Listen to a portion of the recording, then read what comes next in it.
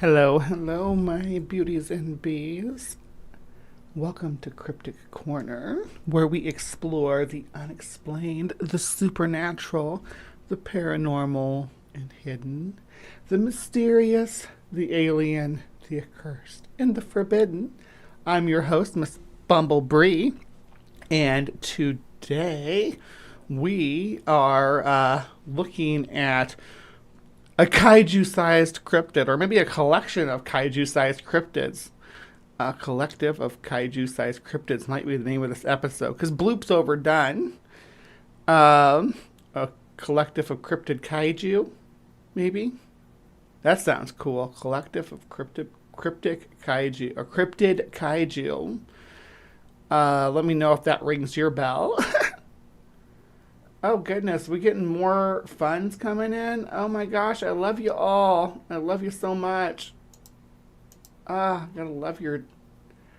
Thank you so much. Look at the trees. You are a rock star. I really appreciate you. I can really use the funding right now. Any little bit anybody can spare will help because my ass is currently broke. Actually, it was,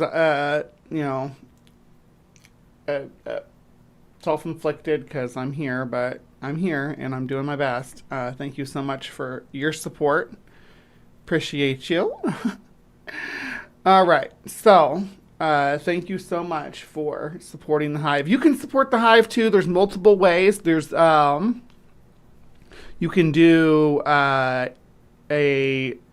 one-time,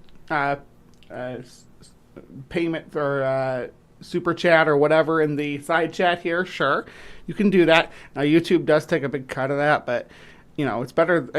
I appreciate it no matter what. I appreciate it. I also have a buy me coffee, which is probably the best way to get the funding directly to me without any middleman, and it gets to me faster.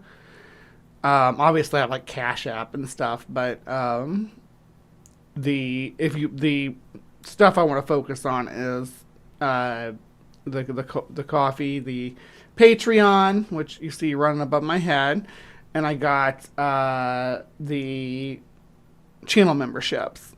But I also have the thing that punctuates this the most is the store. There is a store for the channel where you can get Cryptic Corner merchandise, including our classy AF Cryptic Corner t-shirts, our Hive Psi hoodies that I get good reports back from my friend Sandy, who bought one of those hoodies, and she says she gets compliments on it. It's very vibrant colors. There's also Cryptic Corner, or not Cryptic Corner. There are Pride socks and stuff with the Pride moth on it. Cute stuff. I'll be adding more stuff to it soon. I just need to carve out a block to just sit down and do it. But it'll happen. Anyway, let's get to today's show. We are talking about the Bloop. And I got to show this on here too, because it's the Bloop crushed all the competition for today's show. So that's what we're covering. All right. So we'll start here. The Bloop, a terrifying deep sea sound that haunted us for 15 years. All right. We're going to play the Bloop sound first. It's only 10 seconds. I'm going to turn it all the way up. Y'all let me know if you can bloop or not.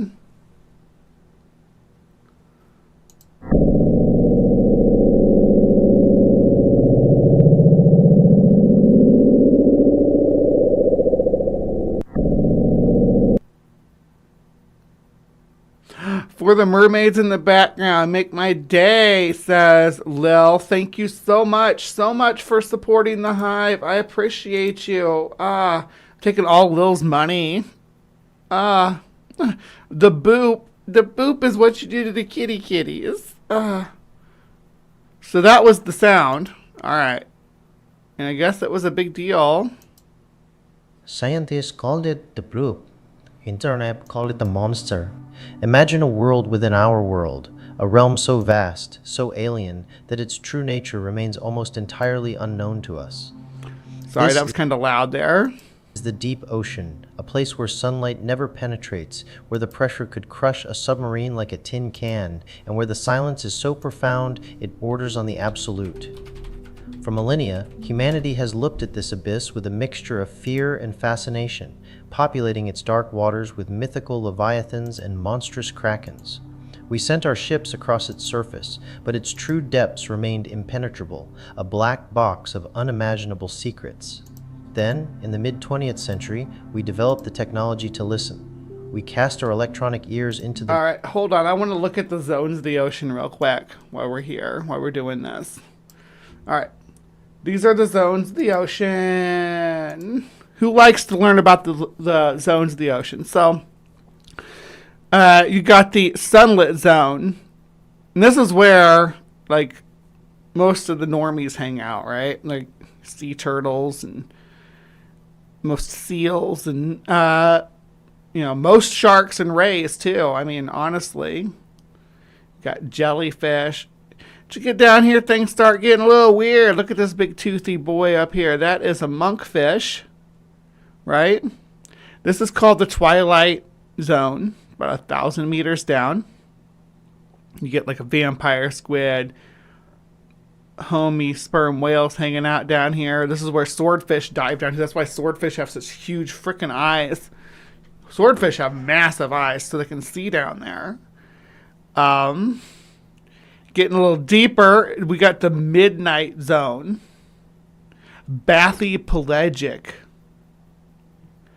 And you see like these types of words with these prefixes. Mesopelagic, where the swordfish are, right? Meso means middle. And this is, epipelagic. I think epi means upper. Like pinnacle. Like the top, yeah. Midnight zone, bathypelagic. And then you have the abyss, abyssopelagic. There's not much down there. But the midnight zone, we have, there's a deep sea angler. You got viper fish. Gulper eels. Gulper eels are insane. Dumbo octopus, though, they're like the adorable little cute plushy guy of the...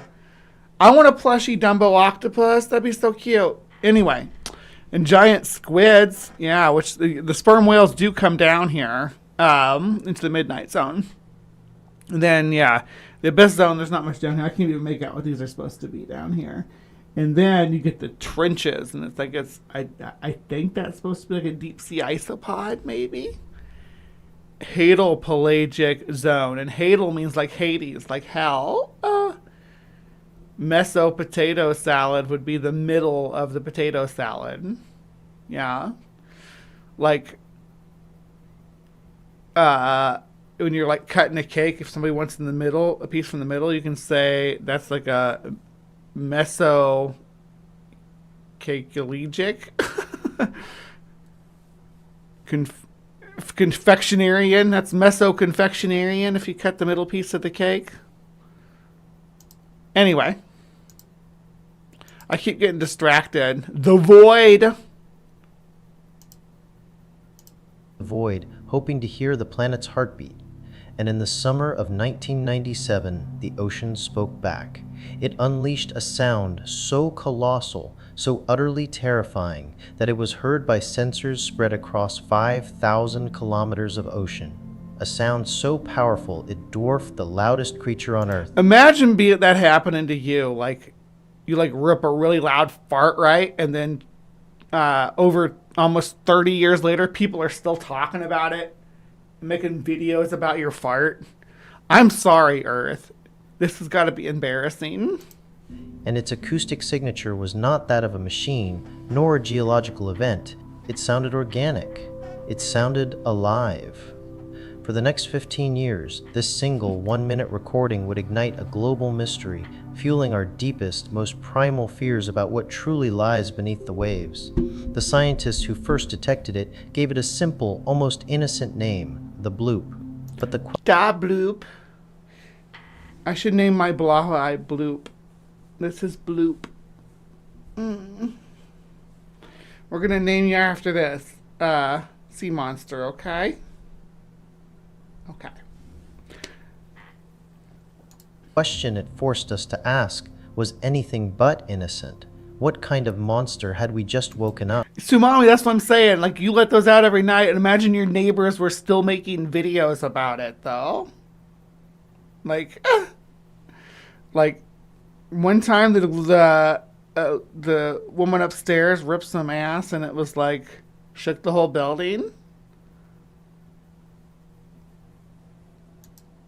To truly grasp the significance of the Bloop, we must first understand the extraordinary circumstances of its discovery. Our story doesn't begin in a research lab, but in the chilling, high-stakes paranoia of the Cold War. For decades, the world teetered on the brink of nuclear annihilation, and the most potent weapon in this terrifying standoff was the nuclear submarine. But what if we had a giant space whale that was frozen in the Arctic and we thawed it out, and then we could feed it all the nuclear weapons and it would just destroy them because it lives off of solar energy? Silent hunters, capable of disappearing for months beneath the waves, carrying enough firepower to obliterate entire nations, were the ultimate strategic threat. Detecting them, tracking them, and understanding their movements became the single most critical objective for the United States Navy. This desperate need for underwater intelligence led to the creation of one of the most ambitious, expensive, and top-secret surveillance networks ever conceived, the Sound Surveillance System, or SOSUS. SOSUS was an invisible, colossal web of highly sensitive underwater microphones known as hydrophones, strategically laid across the ocean floor in the deepest, most remote channels of both the Atlantic and Pacific. If you live alone or you sleeping alone or whatever, passing gas in the middle of the night can kind of sometimes be like a relief. Man, I had a dream last night. This is totally derail things, but it was one of those dreams where I couldn't pee and my bladder was full. And for some reason, Katie Siegel was there, the woman who played Peg Bundy, and she was in Sons of Anarchy and stuff. Yeah, she was involved, right? So, and she wouldn't, and we were in some kind of rundown apartment building. It was insane, and I couldn't pee.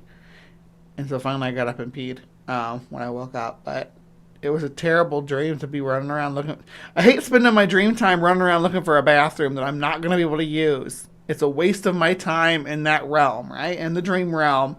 It's a total waste of my time to feel my full bladder, to be able to feel my full... I'm grateful for my body's reflexes to say, hey, don't urinate in your bed. That's great. But I wish it would not let me feel the full bladder. Just saying.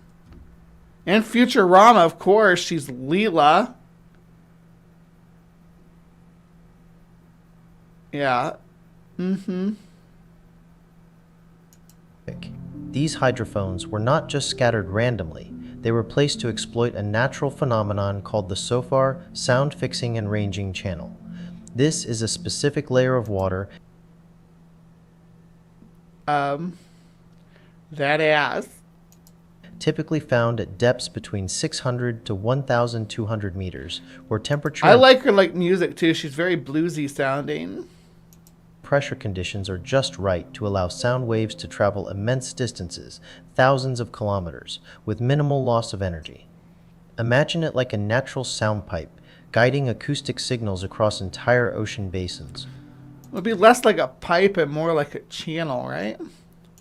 The SOSUS system, tapping into this channel, was designed to pick up the faintest hum of a Soviet submarine's propeller, the subtle grind of its machinery, or even the unique acoustic signature of an individual vessel from literally halfway across the world. It was the unseen front line of a silent war, a billion-dollar ear pressed against the ocean's chest, listening for the faintest whisper of an enemy. When the Soviet Union finally collapsed in 1991 and the Cold War thawed, this monumental military asset suddenly found itself without its primary target. Rather than simply dismantle it, the US government made a remarkable decision. They handed the keys to this vast, Bugbot understood the assignment. You're not wrong. top-secret network over to the scientific community. Specifically, to the National Oceanic and Atmospheric Administration, or NOAA. The ears of the Navy would now become the ears of science, tasked with a new, peaceful, yet equally profound mission to listen to the planet itself. Dr. Christopher Fox was one of the lead scientists on this groundbreaking project. His team's job was to sift through the endless streams of acoustic data, to catalog the Earth's natural symphony, the deep guttural groans of shifting tectonic plates, the violent, explosive rumble of an underwater volcanic eruption, the rhythmic, haunting songs of whale pods migrating across vast distances. I love the sound of whale pods. I like people. Some people get confused and think that like baleen whales echolocate too, and they generally don't. I mean, all animals have the ability to echolocate a little bit. Even you and I do. Like when you walk in the dark, the sounds you make reverberate off the stuff around you. You can tell what size of a room you're in, for instance. You can tell if there's a wall right in front of you. Usually. That's a tip too. Yeah, if you're walking around in the dark, you can hum, and it helps you understand your environment better. People whistle and hum. Day after day, year after year, they listened, building a comprehensive acoustic map of our planet's hidden depths. Until one day in 1997, the ordinary became extraordinary. In the summer of 1997, as the automated systems at the NOAA lab continuously processed the Earth blooped itself. The incoming data from the Pacific Exosusus Array, an anomaly was flagged. It wasn't the familiar signature of a ship's propeller, nor the chaotic burst of an earthquake. This was something entirely new. The signal had been picked up by multiple hydrophones, spread across an incredible geographical area, from the coast of South America, across the equator, and reaching as far north as the shores of North America. The sheer scale of this detection was the first, undeniable red flag for a single sound to be heard so clearly. What is this a map of? What are these? What am I looking at here? I wish I understood. Is this where the meters are, maybe? Where the audio readers are? Because this one's like way inland. And so is this one. And this one's in the middle of the Amazon rainforest. You'd think there'd be more in South Pacific Islands. I'm confused. What is this map? So uniformly, over a distance of more than 5,000 kilometers, its source had to possess an energy output that was, frankly, almost incomprehensible. Those look like flights. Dr. says. Fox and his team isolated the recording. It was an ultra-low frequency sound, rising rapidly in pitch and intensity. And it was not. It was this is a just want to be clear, the bloop was not detected in the Caribbean Sea, right? This is a video of the Chicxulub impact event. You know, when the Earth got hit by the meteor that killed the dinosaurs. It was an ultra-low frequency sound, rising rapidly in pitch and intensity, and sustaining like its a display of the shock wave from that impact. Power for nearly a minute, and then slowly fading back into the ocean's background noise. Because of its distinct terminating bloop sound on the spectrogram, a visual representation that turns sound waves into an image, allowing scientists to analyze frequency and structure. They gave it the simple, almost whimsical internal nickname, the bloop. But there was nothing simple or amusing about the data they were staring at. The first and most immediate problem was its sheer, mind-boggling amplitude. To put it I in think idiot, that's a problem wind tunnel was right its there. sheer, mind-boggling amplitude. To put it into perspective, Amplitude. consider the blue whale. The largest animal that has ever lived on this planet, weighing up to 200 tons, is also the loudest. Its powerful, low-frequency calls can reach 88 decibels, a sound so intense it can be heard by other whales across entire ocean basins, hundreds of miles away. The bloop, however, was scientifically calculated to be many times louder than even the most powerful blue whale call. The energy required to generate such a sound... So, a whale could, like, make you go deaf. Potentially, they could kill you if you were close enough with a sonic attack. Let me see.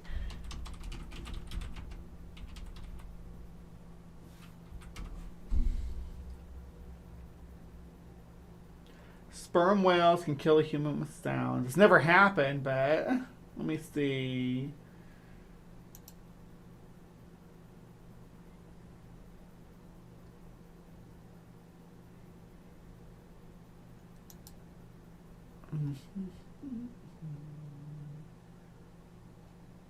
Yes, I hate how you can't Google anything without it running it through a generative AI thing anymore.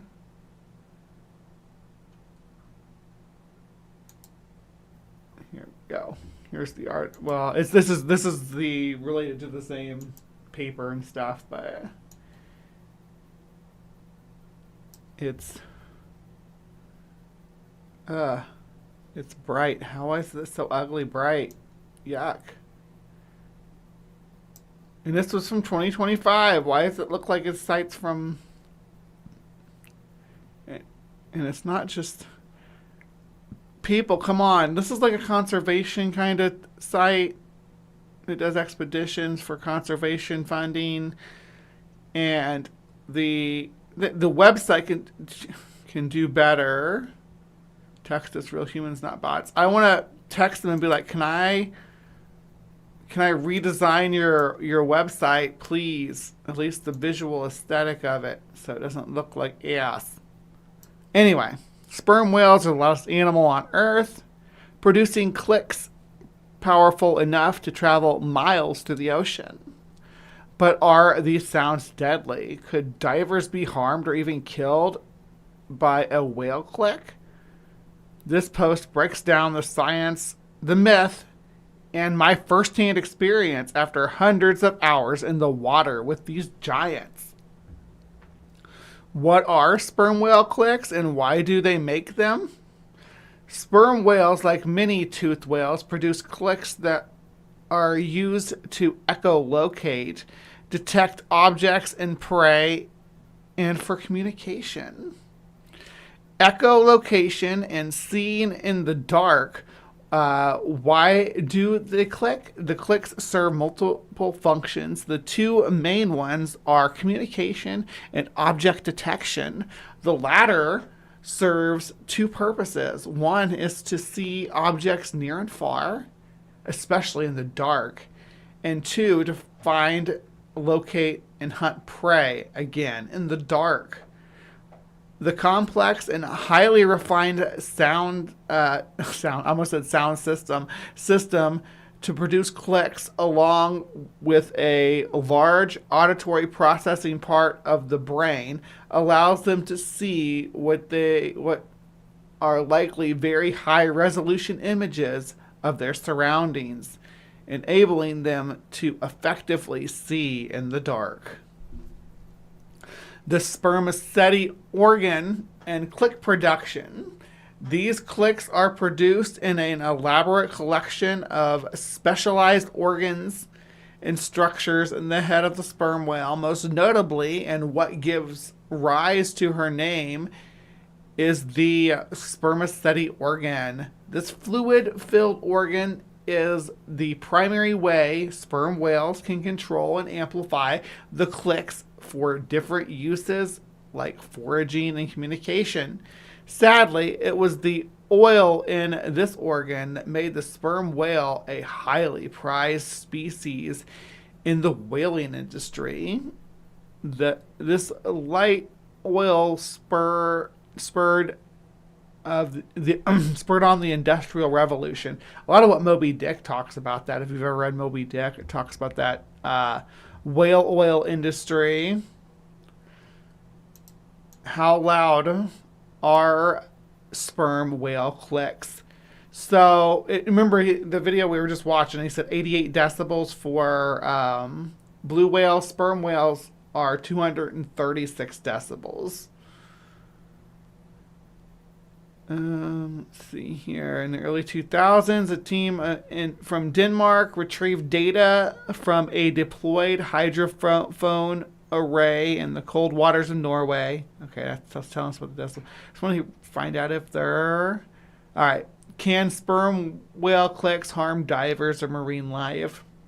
The argument that sperm whale clicks can harm divers is one of mythology driven by sloppy reporting. So it sounds like this is not a thing even. It might want to make you go deaf though. I bet it could, well, this is no harm at all.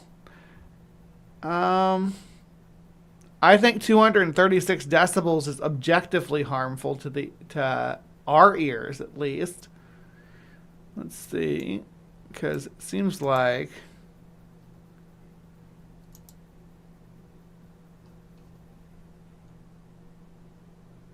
I just can't imagine that 236 decibels in your ear would not be harmful. Let me look this up. Hold on.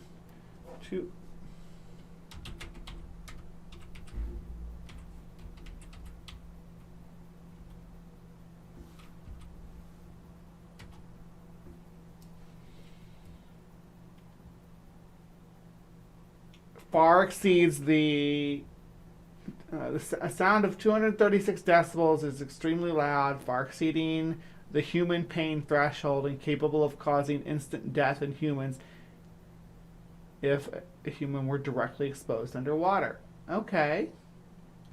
Like, I'm getting contradictory information here.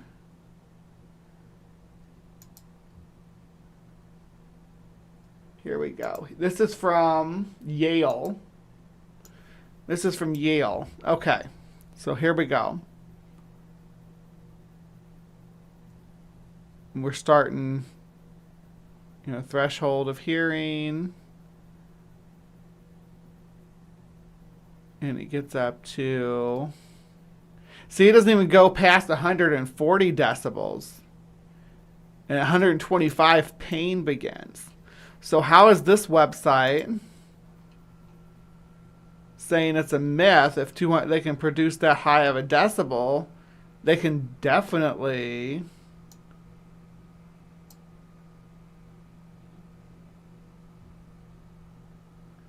Nobody has been in the water. Yeah, I'm not saying that they do, that the sperm whales do click at us and kill to cause harm, but like if you were there and it hit 236 decibels,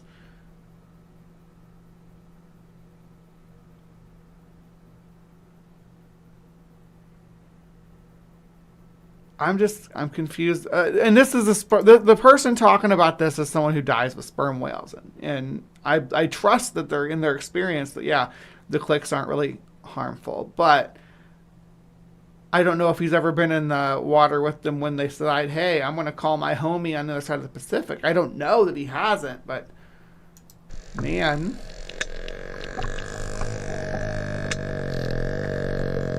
You're so cute.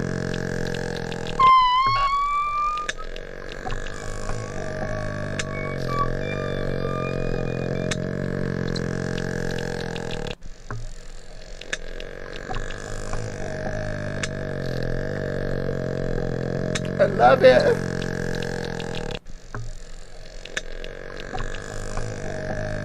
We need to get one. Bloop, go find me a sperm whale and bring it back, please, so I can boop it. All right, where were we? We got all caught up on decibels and stuff. All right, so I'm keeping this up, though, because we have to revisit this when we talk about the bloop.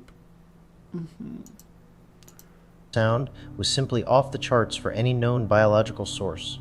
No animal, living or extinct, possessed the biological hardware, the lung capacity, the vocal cords, the sheer mass to produce a sound of that magnitude. This led them to the second and far more unsettling part of the puzzle, its acoustic signature. When scientists analyze a sound, they look at its spectrogram. An earthquake, for Look example. at the trees bought a t-shirt. Aw, cool. Appreciate you. You got the Southern Fried Bigfoot, huh? Or Mr. Swamp Booger. Yeah. He's pretty cool looking. Appreciate you, trees. I was just looking through here, see what you all what you all think about the 236 decibels. From what I've read, it just feels crazy. It doesn't hurt. That's a lot of decibels in your ear, though. I mean, and I guess clicks aren't sustained either. That might be part of the deal too. Like you can probably feel it vibrate through you, but it's so minute of a wave that it just passes right over you before it can even like cause any sustained damage from being like sustained exposure to it. I bet you'd feel it a lot more than you'd hear it even coming through, like vibrating through your body and through the water. Make your ears ring. I was curious because my son plays bass. I don't know much about guitars, but if I remember, you're playing a great brand and style of electric. Okay, talking about something different there. I have a bass over here, acoustic one. I had electric bass. I left all my electric instruments with Ian. Let that boy rock. He can inherit them for free.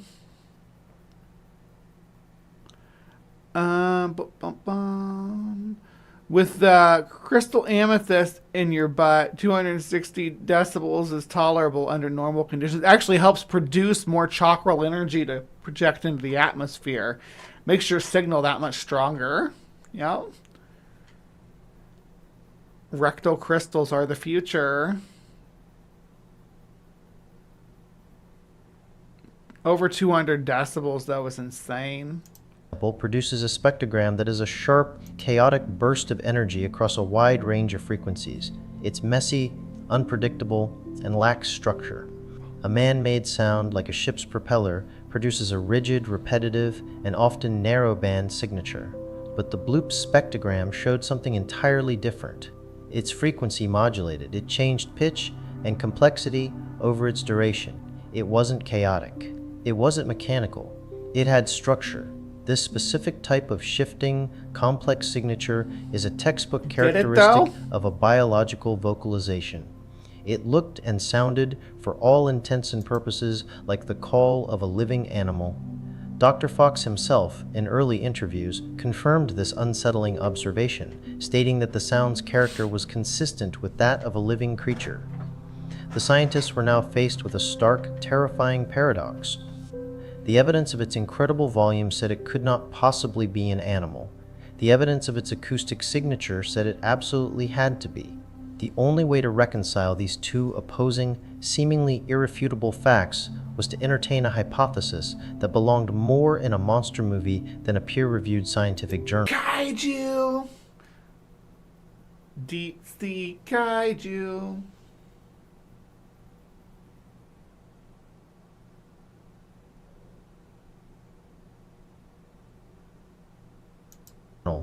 The sound was made by a living creature far larger and far more powerful than the blue whale. Of a scale previously unimaginable, a colossal organism living in the unexplored blackness of the Pacific abyss, its existence completely unknown to humanity. The implications were staggering. Was there truly something out there, something so immense, so ancient, that it had eluded our every attempt at discovery? The very thought sent a shiver down the spine of the scientific community and, soon, the entire world. When news of the Bloop and this incredible, terrifying possibility was made public, it struck a deep, primal chord. Just the name Bloop is so silly to me, but it's hard to take it serious. There's other ones too. There's I think they talk about them collective consciousness. It was a modern-day Here Be Dragons moment, a stark reminder that despite all our technological advancements, our... Is it though? like, we listened to it. Let's go back and listen again now that we've heard the claim about it. Let's get our bloop on. I'll turn it all the way up so we get the full effect.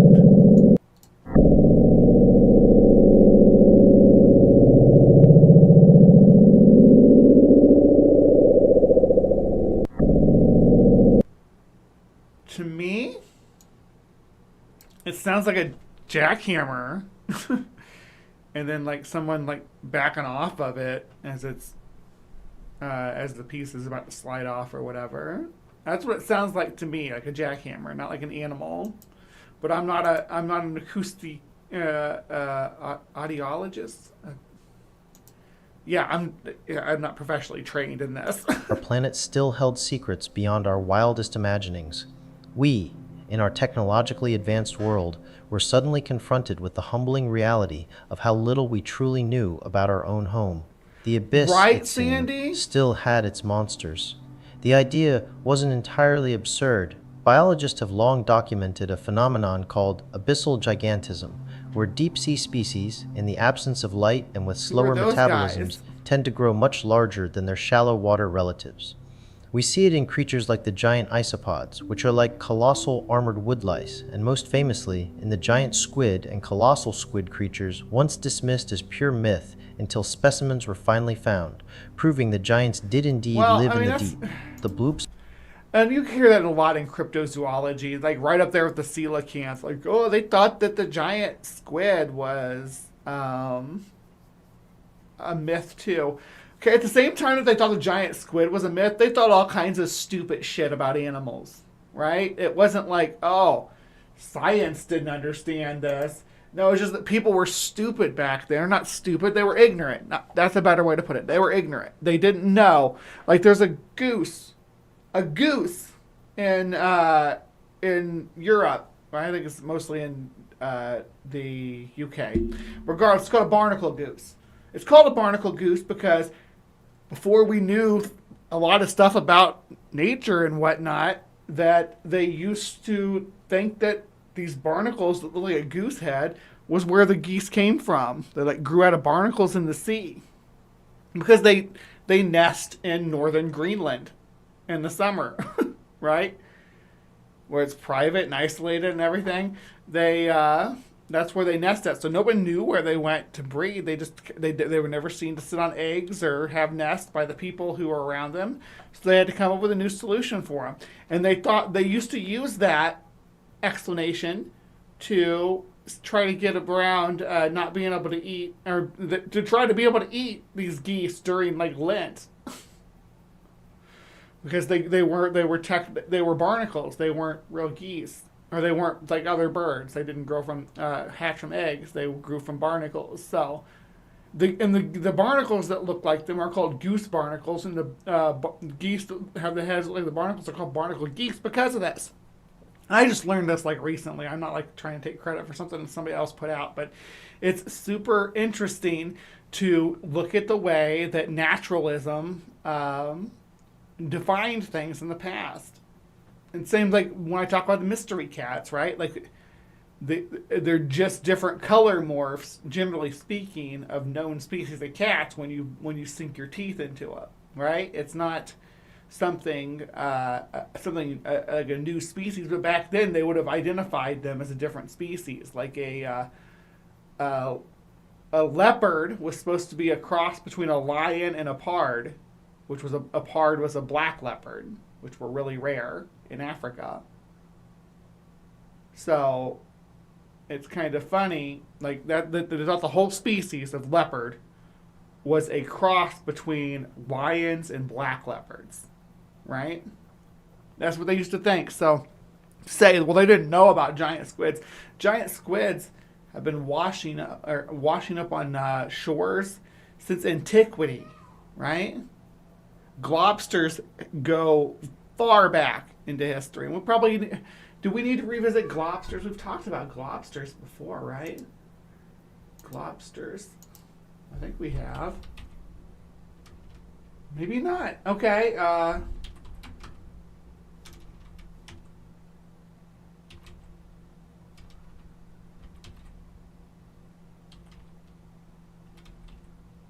Okay, we haven't talked about globsters. Maybe we need to do some globsters because that's an important part of cryptozoology to help us understand the way that other uh, claims like this are really over over exaggerated on, oh well, this is proof that science has been wrong, like with the coelacanth, right? Coelacanth used to be a widespread diverse order of fish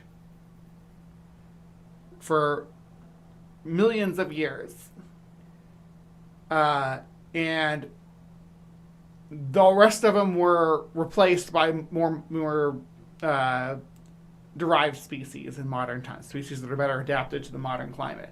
But it turns out that deep in underground or deep in underwater caves, almost underwater caves systems deep down, that the coelacanths that were evolved for that environment, they're doing just fine. But we didn't know that because we don't live and we don't visit deep underwater caves.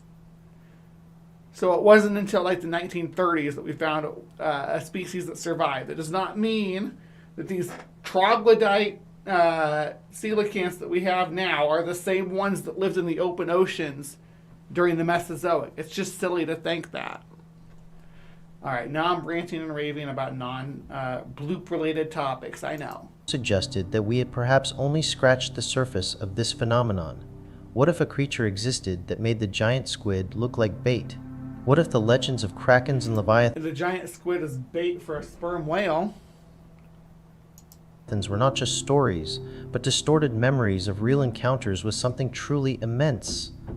Then, the story They took are. There's experiences with whales and giant squids and maybe elephant seals. A lot of sea monsters seem to be elephant seals if you look into it. If you look into the descriptions and kind of parse away the medieval depictions that you'll often see, what you're looking at is an elephant seal.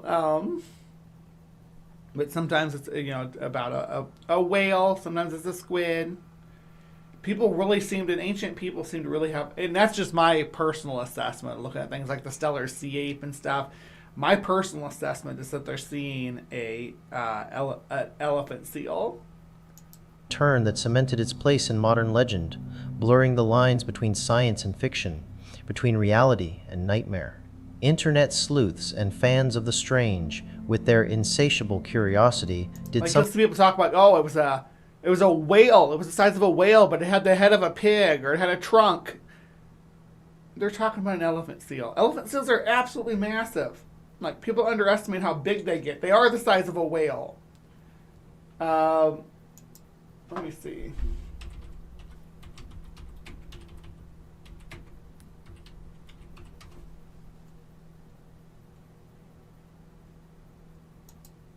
Like, good grief. Trying to find a good picture of one. Because people think, oh, they're just big like a walrus. No. They're bigger than that.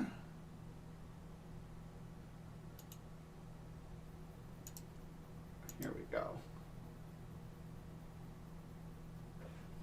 I'm just going to pull this up real quick just to give you all a visual. Because no, they're the size of whales. An elephant seal is very similar in size to like a beluga whale or a narwhal or a pilot whale. It's slightly smaller than an orca. Right? They are a massive, massive animal. Not to be underestimated. So people seeing those swimming out at sea, we're like, what the hell is that? It's a sea monster. It's an elephant seal.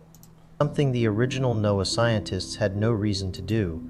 They plotted the official coordinates of the bloop's origin point, a remote patch of ocean roughly 50 degrees south latitude and 100 degrees west longitude, and cross-referenced it with works of popular fiction. What they found sent a shockwave through the online world and then into mainstream consciousness. Did the it though, location, really? this desolate patch of the South Pacific, was terrifyingly close to a fictional location from a 1928 short story by the undisputed master of cosmic horror, H.P. Lovecraft. The story was The Call of Cthulhu.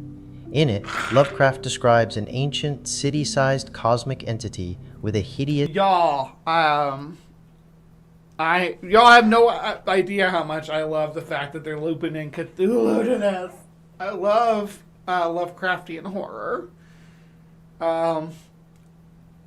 Yeah, I love Cthulhu, especially Little Cthulhu. I used to have a video up, and I had to take it down because it got copyright struck. Tentacled head sleeping in its sunken city of R'lyeh, waiting for the stars to be right so it may awaken and reclaim the earth.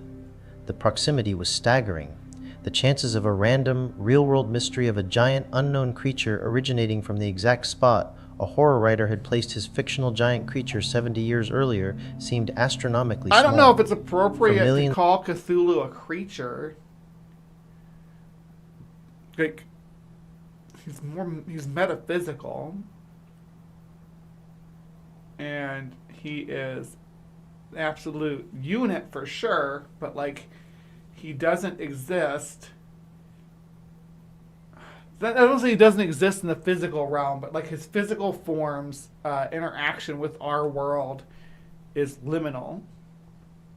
Of people, this was no longer a coincidence. It was a confirmation. The bloop was the sound of Cthulhu stirring in his sleep. I'm not as smart as I used to be, baby. I used to be really smart. I watched my old videos, like from when I first started. I'm like, I used to know stuff. Like, there's a reason why I reeled back to talking about cryptozoology and stuff, and stopped talking about actual insect phylogeny. That I was talking about. I had my brain thing, and I'm not able to process all that the same anymore, unfortunately. But I still enjoy doing this. I'm glad that I feel like I make you smarter, Squidbilly. I'm not saying that I don't know the things. It's like a cognitive thing. It's like I have a harder time pulling stuff up to the front, like even like spelling stuff correctly anymore, like basic math problems and stuff. Just maybe it's just me getting old. Maybe I got Alzheimer's. I don't know. Warning from the deep. The theory was, of course, fantastical, bordering on the absurd, but the eerie, undeniable connection provided a narrative that was far more compelling, far more terrifying than any dry scientific analysis. The bloop became a modern myth, a campfire story for the digital age, whispered in forums and discussed in hushed tones. It tapped into our deepest fears of the unknown, of ancient evils lurking just beyond our perception, waiting for their moment to Yeah, there's a lot of cryptids that are manatees too. Absolutely. rise. The psychological effect was profound. It forced humanity to consider that perhaps, after all, we were not the undisputed masters of this planet, and that something vast, ancient, and utterly alien might still be sharing our world, hidden in plain sight. Back at NOAA, however, scientists were not concerned with fiction, nor with the burgeoning online mythology. Their mission was to find a real, verifiable, evidence-based explanation. Their first, painstaking task was to rigorously rule out every other possibility, To find Cthulhu. no matter how remote. Could it have been man-made? They revisited the idea of an unknown military test, a secret submarine, or a new form of underwater weapon. This was highly unlikely. No nation had ever claimed a technology capable of producing such a sound signature, and a sound of that magnitude would not go unclaimed or unnoticed by other nations' surveillance systems. Furthermore, its biological, shifting signature remained the biggest argument against a mechanical origin. Machines tend to be precise, repetitive. The bloop was fluid, dynamic, so they turned their full attention to geology. The source was near the Fluid in the ocean. You don't say. Bloop's origin. That's not where the bloop was. The bloop was not off the Ivory Coast of Africa. What the hell? This is obviously AI generated, but because I don't know what this is over here, but it's saying something about Sumatra. Trier, not a real. Yeah, the shapes are pretty accurate. The bloop's not here though, and Riley is not here either. They're both in the Pacific. This is the mid-Atlantic. There's the equatorial Atlantic, and they're both supposed to be in cooler waters. Pacific's Ring of Fire, a hotbed of seismic and volcanic activity. This theory held more weight. They pored over data from every known type of underwater geological event, classic earthquakes, submarine landslides, the explosive bursts of underwater volcanoes, and even the sounds made by collapsing underwater gas vents. But once again, the spectrogram didn't match. An earthquake, or seismic event, releases its energy in a very specific way that looks very different from the bloop's sustained, modulated call. Volcanic eruptions, while powerful, also have distinct acoustic fingerprints that didn't align. Every conventional door was closing, leaving only the giant creature theory standing. But science demands proof, not just the absence of other explanations. And without a physical specimen, or even a visual confirmation, the monster theory remained just that, a theory, albeit a terrifyingly compelling one. The investigation might have stalled indefinitely, leaving the bloop to forever. All right, hold on. We got to look at the location on the map. You know, guys, I love going to the map and looking at the locations of these things. So here we are. Here we are in the literal center of the South Pacific. Yep, right along this little ridge here. I think the closest land. Oh man, I don't even know. Is it?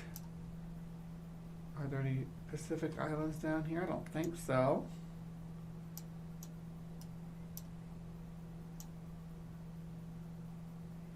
No, nothing. Nothing nearby. Antarctica, South America, New Zealand all seem about the same distance away. And the Pitcairn and Rapa Nui similar. And that's Easter Island, you know. So, yeah, it's the middle of nowhere, literally. If I was a giant sea monster, that's where I would sleep. Ever be cataloged as an unidentified biological source. But the bloop wasn't the only mystery sound in NOAA's ever-growing files. Over the years, they had recorded other powerful, unexplained noises, each with its own peculiar characteristics. There was Julia, a 15-second sound recorded in 1999, powerful enough to be heard by the entire Pacific hydrophone array.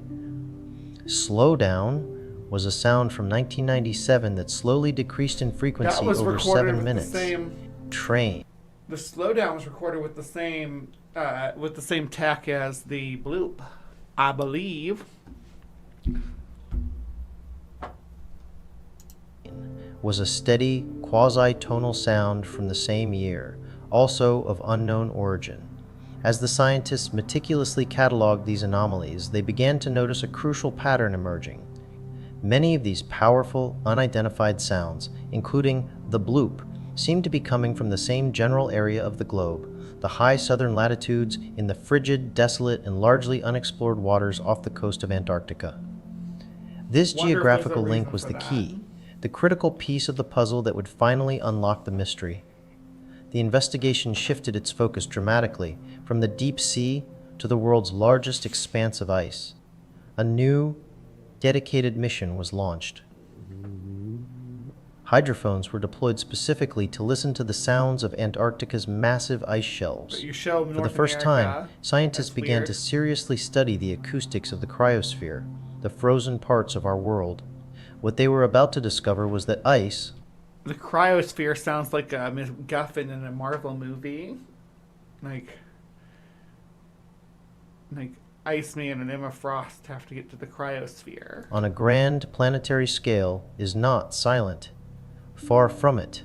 It is one of the most powerful natural sound sources on the entire planet.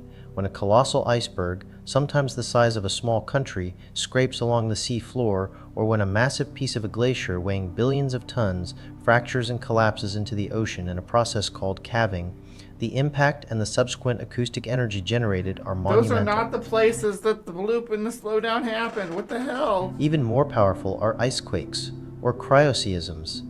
These occur when immense icebergs, stressed by ocean... It's really weird when you use AI to make like maps and stuff, and you don't even get the right area. I could get an AI to make a map of Antarctica with like pins in it. I could get it to do that. Why can't you? Kafa nafel granefenaf hira aholu isila agrevensan nigit nira azat hoselemat nigrata tabos and nirasama amal bloop. What did I just summon, Jason? What did I just summon into my home?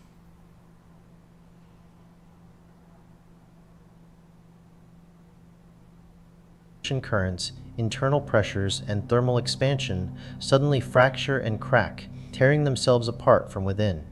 It is the sound of a mountain of frozen water being ripped asunder. As the scientists meticulously analyzed the spectrograms of these newly recorded icequakes and calving events, comparing them to their library of unidentified sounds, they had their eureka moment. There on the screen, in the visual representation of the icequake, was a signature they recognized instantly. The acoustic profile of a massive iceberg fracturing and rumbling as it disintegrated was a near-perfect match for the spectrogram of the bloop recorded 15 years earlier. Yeah. The rising frequency, the sustained power, and the complex, Hopefully I've de-blooped the internet at this point.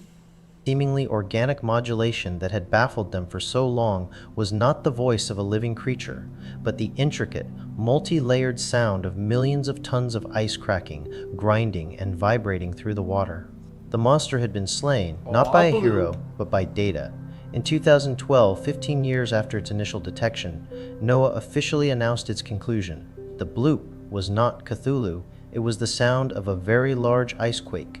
The origin point, though thousands of kilometers away, was directly in the path that sound would travel from the Bransfield Strait and the Ross Sea in Antarctica, areas known for powerful glacial activity. The sound waves, unimpeded in the deep ocean's SO-far channel, The bloop was ice collapsing, and the slowdown is the glacier grinding, and the I believe the train was like the ice like sheets like pushing off of each other or something. I'm not sure, but they all had different. They like they're now all categorized as audio or audible ice quakes, different types of ice quakes, and they're all named after the events. I always thought that was cool. had traveled across the entire Pacific basin to be heard by the Sosu's hydrophones. For many, this conclusion felt anticlimactic. The monster was gone, replaced by a melting iceberg. The thrilling, terrifying possibility of a colossal, unknown creature lurking in the abyss had been replaced by a geological explanation.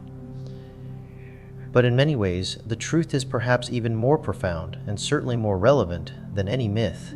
The fact that a natural, geological event on our planet can produce a sound so colossal that we, with all our advanced technology and scientific expertise, mistook it for a creature beyond our wildest imagination, is a humbling testament to the raw, untamed power of the natural world. Humans are just imaginative little critters. Like, we've personified pretty much everything in nature before we understood it. Everything was a monster. Everything was a god until we knew it was something else. Like, the wind was caused by gods. Lightning was Zeus's thunderbolt, right? These types of ideas. Literally the seasons were controlled by Persephone. I know I'm leaning heavily into Greek mythology here, but I digress. the personification of nature is a normal thing that for the human brain to do. So this is like right in line with us making this into Cthulhu. I kind of wish it was Cthulhu. We need a Cthulhu level event at this point in the timeline. If I found like an ancient tomb, and it was like, here's how to summon a great old one or whatever, I'd probably do it because it can't be worse than. Anyway. It tells a story not of a single hidden monster, but of a changing planet. The bloop was not the voice of Cthulhu, but it was, in a very real sense, the voice of the planet itself. It was the sound of our polar caps groaning and fracturing under immense stress, a stark, acoustic reminder of the scale of natural forces that operate around us, often unseen, but always heard by the sensitive ears. The bloop was an early warning about climate change, motherfuckers. Let's not even pretend it wasn't. I'm late enough in the show I can say that right now, motherfuckers.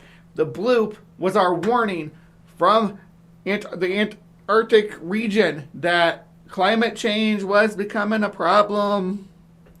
It was the red flag. And instead of saying, hey, it's a red flag, we got fucking conspiracy theories. We always get conspiracy theories. Oh, yeah, it's getting warmer. That's because the Democrats have weather machines. We placed in the deep. While the specific case of the bloop itself may be closed, the fundamental allure and the profound questions it raised remain. The oceans are still a vast, dark, and overwhelmingly unknown frontier. We may have identified one mysterious sound, but what other noises echo in the deep, unheard by any human ear, waiting for their moment to be discovered? The bloop captured our imagination because it tapped into a primal fear and a deep-seated curiosity about the unknown. It served as a powerful reminder that even in the 21st century, our world is still full of mysteries waiting to be solved, and that the greatest wonders, and perhaps the greatest terrors, may not be out in the stars, but right here, in the sunless depths of our own planet.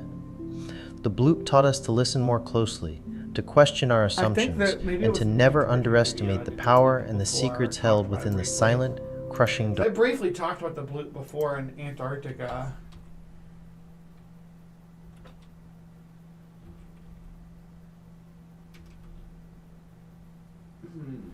Yeah, let's see. Yeah, we've had a few videos about Antarctica and high strangeness of Antarctica. Yeah, that's a video that I did a while ago. Let me see. What all did we cover on that one?